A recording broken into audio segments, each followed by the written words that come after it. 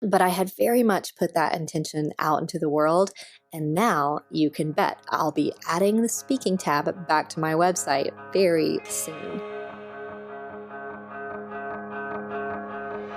I'm Bonnie Christine, and this is where all things creativity, design, business, and marketing unite.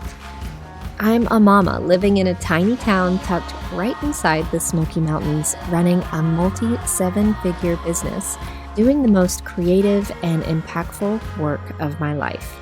But when I first set out to become an entrepreneur, I was struggling to make ends meet and wrestling with how to accomplish my biggest dream of becoming a fabric designer.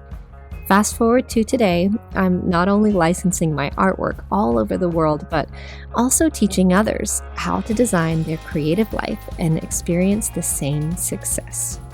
I'm here to help you spend your life doing something that lights you up. I'll help you build a creative business that also creates an impact, changes people's lives, gives you all of the freedom you want, and is wildly profitable. Welcome to the Professional Creative Podcast. I have just returned from speaking at ConvertKit's conference called Craft and Commerce. And honestly, I had an incredible time. I learned so much. I met some incredible people, and I wanted to take you a little bit behind the scenes and just talk to you about this conference and my keynote for it and the preparation that went into it, what the process was like, and just some of my bigger takeaways.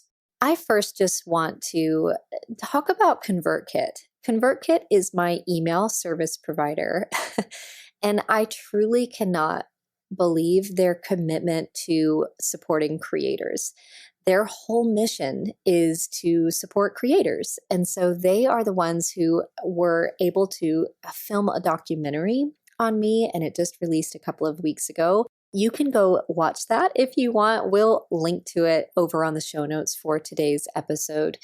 And they do this creator series where they take creators who are doing incredible, things with their business, and they just bring their story to life in such a beautiful way. And their number one goal is to help creators, so artists, photographers, musicians, reach their audience in the best possible way through email. And so it's just been a real joy to get to know ConvertKit a little bit better. I got to meet Nathan Berry, who owns ConvertKit, and how they've built their business and run their team and really pour in all of their energy into helping creators has been just really, really delightful. And so these were my people at this conference. They were all creative entrepreneurs, and it was just really, really a fun experience. We were in Boise, Idaho, and this was the biggest stage that I had ever been on. There were about 400 people there, and it was my first keynote, presentation. And this very much just had me feeling all the feels. I set out earlier this year with a word for the year, and my word for the year was possibilities. And I just felt very ready, like very open, very ready for new possibilities, not knowing exactly what they were going to be, but I knew that speaking, I wanted that to be a part of it. In fact, when I was building my new website, I had a tab on it for speaking, and it just said coming soon for, I had it up for about a month before I took it down because I was like, well, I do want to speak more. I would love to present more, but I don't have anything to show for that. I don't have examples or testimonials or clips or anything other than, what I do for my own community. And so I ended up taking it off my website. But I had very much put that intention out into the world, and now you can bet I'll be adding the speaking tab back to my website very soon. And so I was so grateful when this opportunity came to me. And so I have some notes about different things that I did and worked through for this presentation. And it's not super scripted. I have about 6 bullet points written down of things that I want to touch on, but I want to just very casually talk to you about the experience. let's first talk about the preparation. I could have pretty easily gone and spoken on a number of different topics, but I wanted to be really intentional about presenting in a way that was as impactful as I could make it be. And I wanted it. I knew that if I did well, this could potentially open up opportunities to speak more in the future. And so I put quite a lot of pressure on myself. Not too much, not in a negative way, but in a way that I wanted to be very, very intentional. I wanted to do, I wanted to show up in a particular way, and I wanted to present in a particular way, and I wanted to get results for the people in the audience in a particular way. And so I did a lot of prep work. The first one was just, what am I going to talk about? And so because this is an email service provider, I was like, I'll talk about email and how I grew my email and all of this kind of stuff. But I had a meeting with Haley, who is kind of the director of events at ConvertKit. And I said, do you have any ideas of what you'd like me to speak on? And specifically, what would be most impactful for the people attending the conference? And she pulled just one line out of my documentary that they had just released and said, I'd love for you to talk more about this. And that one line was how in my business I had begun to focus on doing only the things that only I can do, meaning really focusing on working in my zone of genius. Now, zone of genius is where your greatest passions and your greatest talents overlap. And when I did that, how my business took off. And that was just a simple idea. And she said, run with it. That's something that we all struggle with, we all aspire to do, and you've cracked the code. And I don't think that I would have ever thought about presenting on that topic, and I loved it. So my prep process was very much to think about it. Honestly, there was like this incubation period. I probably just thought about this topic and the things I wanted to talk through for probably a month. And then I moved that to a Google Doc. So I very much just started writing out my speech. What are the topics that I wanted to cover? It didn't really make a lot of sense yet. I was just kind of brain dumping all of the different things that I wanted to weave in. And I sat with that Google Doc for, again, almost a month. I would just read it almost every single day and tweak it along the way and, decide what I was going to keep or give away and edit from there, because at the end of that, it's time to move into slide development. So I designed and developed my entire slide deck, which I was really, really happy with. It's beautiful. I hope you can see it soon. And that for me was part of the biggest preparation process. I don't think that I could have handed the slide development off to anyone else, because it was in me really sitting with every single slide and how I wanted to, speak and transition from that idea to the next one. That really helped me end up being so confident on stage, because I knew this presentation like the back of my hand. From that slide development, I tweaked a lot of things and worked out a lot of the transitions, and that took me straight into practicing. So I only ran through the entire presentation about maybe 5 times before I actually did it live. And so I would just on my laptop run through it in practice mode and, test my transitions and time it. And so a couple of times, twice, I also recorded myself presenting. And this was so incredibly helpful, because even if, say, I didn't have time to run through it, I could listen to myself running through it, maybe when I was getting ready in the morning. And so I probably listened to myself give the presentation another 5 times. And that was really helpful, because I could see kind of where things didn't sound quite right or I wanted to adjust them. So that was my preparation process. Now, the most difficult part of all of it was that I only had 20 minutes. 20 minutes.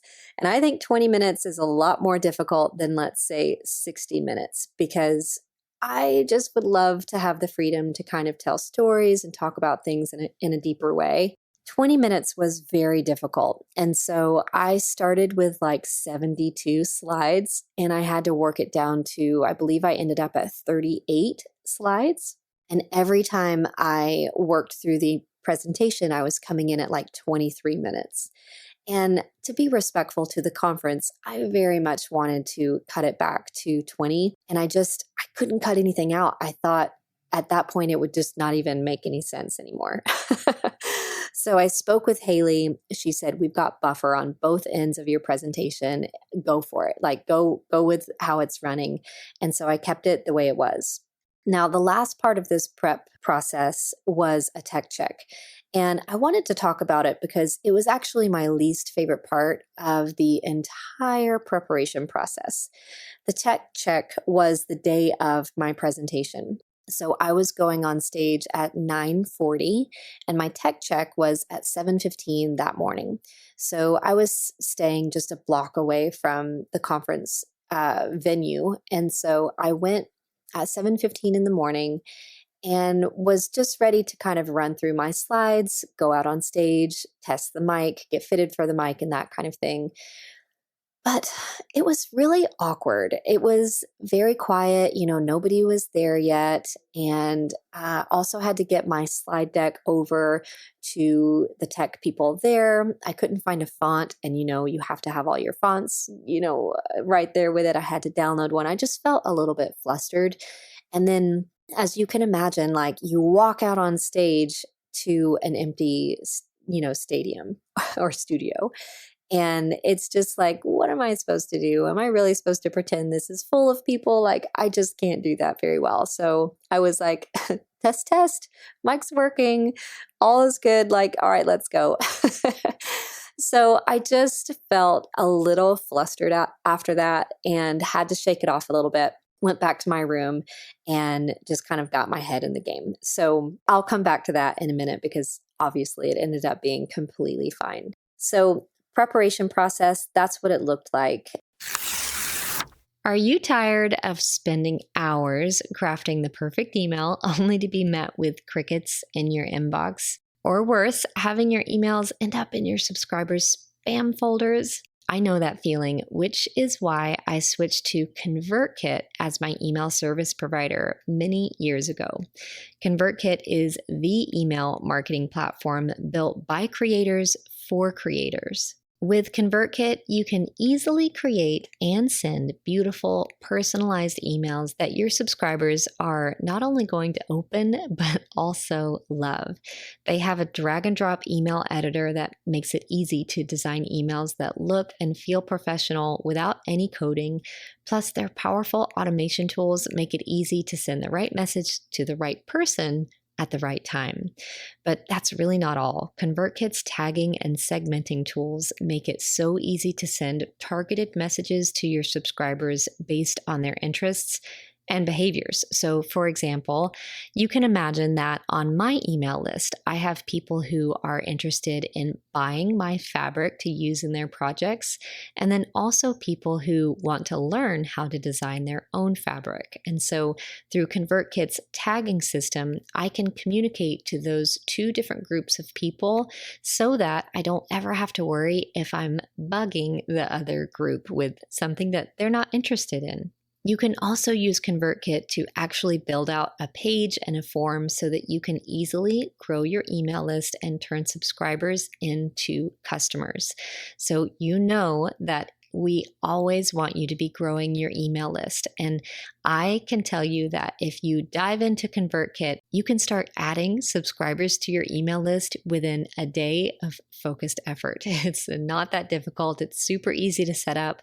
Build a landing page, put an opt-in in, and then start getting people on your list. So if you are ready to take your email marketing to the next level, I want you to head on over to bonniechristine.com/resources and sign up for a free trial on ConvertKit today. You can go ahead and dive in and get familiar with the program. Their support is amazing and see what you think. This is truly an email service provider who can grow with you from 1 subscriber to 500,000. So again, head on over to bonniechristine.com/resources and check out ConvertKit today. The other really key takeaway from this event was connections and meeting other people. And I wanted to talk about this because I am an introvert. I am learning to extrovert well because it's so important to meet other people and connect with other people. But I very much re-energize with alone time. And so my nature is to retreat to my room, like during a lunch or a break, like go retreat to my room. And I did do that some, especially when I was still in that preparation mode. After my keynote was over, I felt a lot more free to kind of just kick my feet up and chill out a little bit. But it was so important to attend the workshops and hang around for lunch and, just sit by people I didn't know and introduce myself and just connect. And I'm leaving that conference with so many new friends and new connection points. And I was really happy that I was able to push myself outside of my comfort zone a little bit and just really play into like, I'm here, I want to connect and meet as many people as possible. Now, similarly to that, I want to talk about comfort zones because I want you to know just how outside of my comfort zone it was to step out on that stage. I had moments of, why do you do this to yourself? And at the same time, everything that I wanted was right on the other side of that commitment. And that's so often the case. If we're just willing to say yes and show up and step outside of our comfort zone, everything we want is on that other side. And I left that stage feeling like that's exactly why I signed myself up for this kind of thing. Because at the end of the day, it's all about the message. At some point, I felt like you're worried about maybe stumbling over your words or stumbling over your feet or maybe your voice beginning to quiver. And at some point, I just got out of my own way and I said, this is not about you. This is about every single person in that audience. They need to hear your message and you're nothing more than a vessel to deliver it. And that helped me so much. Get out of my own way, stop worrying about all of the things that you're worried about, and just show up and serve. Show up and make a difference for the people who are here. And that was such an important shift for me to make. Speaking of that, one of my biggest takeaways is the power of mindset. I had really no idea how it was going to go. I haven't spoken in front of a crowd in a long time. And I think I was most fearful of just maybe not being able to speak in the way that I wanted to. And so kind of fast forward through Tech Check, I had gotten my head back in the game and now I'm over back at the conference center, completely ready to go, mic'd up, and I'm within 20 minutes of go time. And I could just feel my heart start beating. Like I wasn't incredibly nervous, but I could feel my heart start to beat. And I just had this moment of like, you're not nervous, you're excited. And that was all it took. I just started thinking in my mind, you're so excited to get out there and deliver this message and make an impact on the people who are here. And I can't even express it. I felt the nerves fall to my feet. And in the same instant, I like jumped to my feet and I was just ready to go. I went on out to the area where I was like going to wait in order to walk on stage. I had completely regained all of my heart wasn't beating too fast at that point. I wasn't nervous. I was just excited. I was ready to get out there already. I had done all that I needed to do. I was ready to serve. And that was really helpful because I think if I had said to myself, oh no, you're nervous. Oh no, you're nervous. You're going to start sweating. Your voice is going to be quivering. Oh no, you're nervous. Then that would have just been true. It just would have expanded and been true. But I took that thought and I completely kind of programmed it to, no, you're not nervous. You're excited. Let's go. It's time to do it. And it worked. It worked. Okay. One other thing that was really helpful for me was to think about a flow to the actual presentation. And I've got to give credit to Dan Martell, who wrote Buy Back Your Time. That's the book that I love. And I was in a coaching session with Dan recently, and he shared a kind of model for anything you do, really. It could be a speech or a presentation. It could also be like a reel or an Instagram caption or an email. But it's a flow to telling a compelling story or presentation. So there are 5 parts, and I very much use this to help me formulate the way my speech or my presentation flowed as well. So the first one is the opportunity. What is the opportunity that we're talking about here? The second one is the expert's story. So what is a story? How do you play into it? What is your unique perspective, and how has this impacted you, the humanity part of it? Number 3 is the framework. So now that we know the opportunity and how this has specifically affected you, what was the framework that got you there or that worked for you? Number 6 is to address any common myths or lies or mindset issues. And number 7 is to recap all of that. And it was so simple, but it really does work so well. It's like there's a common challenge. I should have started with that, actually. The challenge is at the top. There's a common challenge, and then there's an opportunity. So everyone kind of agrees on the challenge, and then there's an opportunity to not struggle with that challenge.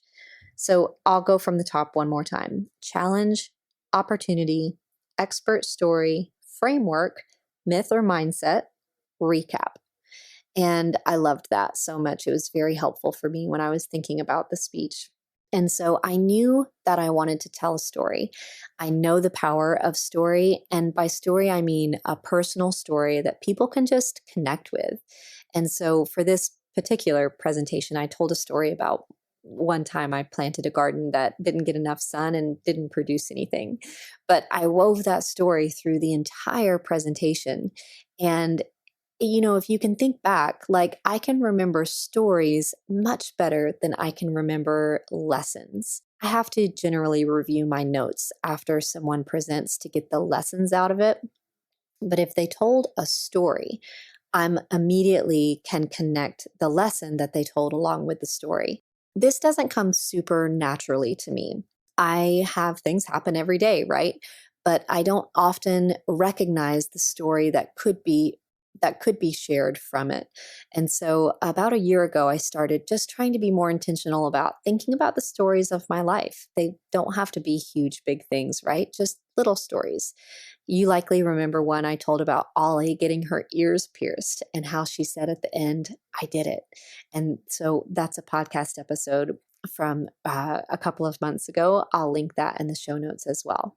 And so anytime you're delivering a lesson, think about, is there a day-to-day story of your life that could be used as a connection point with your audience to help drive home the lesson point? And then the last one is perhaps a little silly, but it was a big part of the week. And so I'm going to share it with you. This is about how you feel and how you look. So we're going to talk about clothes, hair, and nails. I knew that I just wanted to feel like everything was comfortable, but also I wanted to feel confident, and I also didn't want to be worried about anything. So I booked a nail appointment for that week when I was in Boise and had a manicure and pedicure. I thought it's so simple, but it makes you feel just a certain way to make sure that you are, the best version of yourself, right? And then clothes were a whole thing. Y'all, I don't have to get dressed like really ever. I wear my leggings and a t-shirt most days. And so it's like I have this whole thing. Like typically I only have to look good from the waist up because I'm sitting at a computer on Zoom or whatever. And so it's a whole thing when I have to go somewhere and really look nice. And so what I ended up doing was using Rent the Runway. Never used Rent the Runway before, but I signed up for a month, and I believe I rented 15 pieces and ended up wearing 3 or 4 of those pieces for this event. And then I just get to send them back at the end. And so I was so pleased with that entire experience. And then finally, I had my hair done. And if you have curly hair, I have curly hair. If you have curly hair, you know it's a whole thing to let anyone else touch your hair because it has to be the right way. But one of my dear friends who came to the conference was also traveling with a friend who was a hairstylist. She has a podcast. It's called Your Hair Mentor. Her name's Crystal. And she offered to come do my hair the morning of. And I was like, yes, please.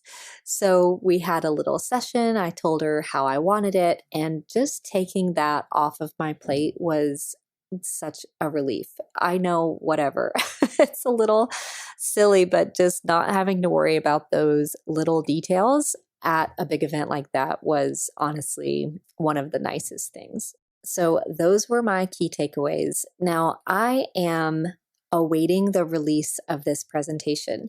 I believe we will have it, and I would love for you to be able to watch it.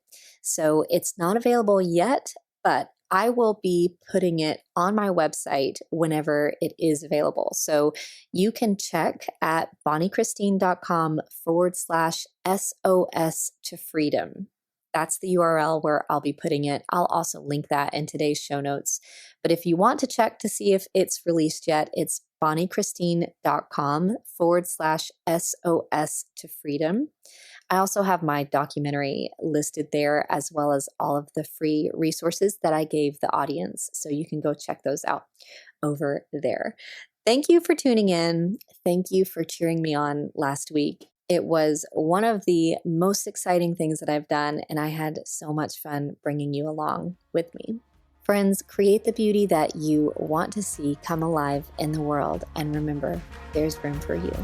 See you next time.